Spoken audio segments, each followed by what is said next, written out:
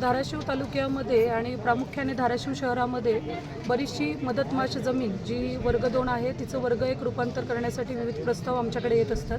त्या अनुषंगाने तहसील कार्यालयामध्ये दर बुधवारी आपण शिबिर घेत आहोत। याआधीसुद्धा आपण प्रस्ताव जिल्हाधिकारी कार्यालयाला मान्यतेसाठी पाठवले आहेत। याची जी प्रक्रिया आहे ती अधिक सुलभ करता यावी आणि सर्व नागरिकांना त्यांच्या ज्या काही अडचणी असतील त्या दूर करता याव्या यासाठी दर बुधवारी सकाळी 11 वाजता तहसील कार्यालयामध्ये आपण शिबिर घेणार आहोत। यामध्ये जो शासन निर्णय प्रामुख्याने आला आहे त्याच्यामध्ये निवासी प्रयोजनासाठी जर अशी प्लॉट किंवा धारक असतील तर त्यांना नजराणा रक्कम माफ आहे वर्ग 2चं वर्ग 1 मध्ये रूपांतर करण्यासाठी।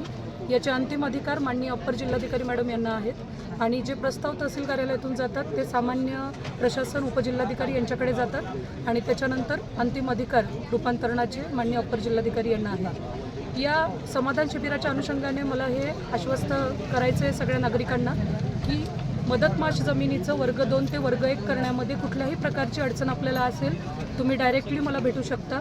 तहसील कार्यालयामध्ये तुमची सगळी समस्या सांगू शकता।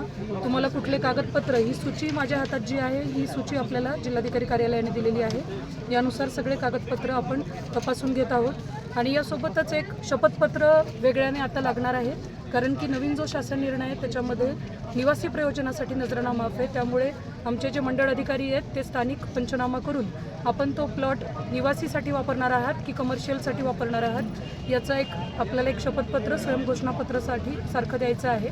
यामध्ये सर्व नागरिकांना माझी नम्र विनंती आहे की कुठलीही अडचण आपल्याला वर्ग 2 ते वर्ग 1 रूपांतर प्रकरणामध्ये असेल त्यांनी थेट माझी भेट घ्यावी, आपली समस्या नीट सांगावी, आपली सर्व समस्या नियमानुसार सोडवण्यात येईल आणि कुठलेही प्रस्ताव तहसील स्तरावर प्रलंबित राहणार नाही याची दक्षता मी स्वतः घेणार आहे।